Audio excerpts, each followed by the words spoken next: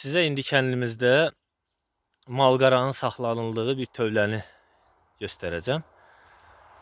Göstərmək istəyirəm ki, insanlarımız bu məcburi köçkün deyib bəzilərinin aşağıladığı, 30 il töhmət elədiyi, başımıza qahac elədikləri, torpağınızı qoyub qaçdınız deyib ömrümüzü, günümüzü çürdən bəzi insanlar vardı, bəzi tiplər vardı. Onlara göstərmək istəyirəm.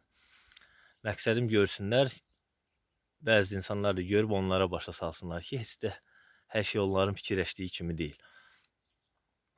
Görün tövləni necə bir memarlıq, necə bir sənətkarlıq, sənət əsəri üslubunda, qaydasında tikiblər. Baxın, bura bildiyimiz mal tövləsidir. Baxın. Daşların tikilişinə, çay daşlarının tikilişi, qoyuluş qaydasına baxın. Axıra tövlədir. Tövlənin içidir. Görürsünüz. Pəyə, tövlə. Biz pəyə də deyirdik, tövlə də deyirdik. Mal pəyəsi, nə bilim, qoyun tövləsi. Bax belə.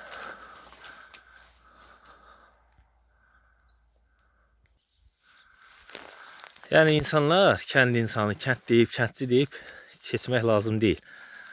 Kəndçi deyib keçməyin. Fikirləşməyin ki, elə insanlar gəlib şəhərə, kəndin unudub, hər şeyini unudub, çıxıb gediblər. Xeyr, elə deyil. Gördüyünüz kimi, görün, nə gözəl, necə tarixi əsərdir. Memarlıq əsərdir, sözün həqiqi mənasında.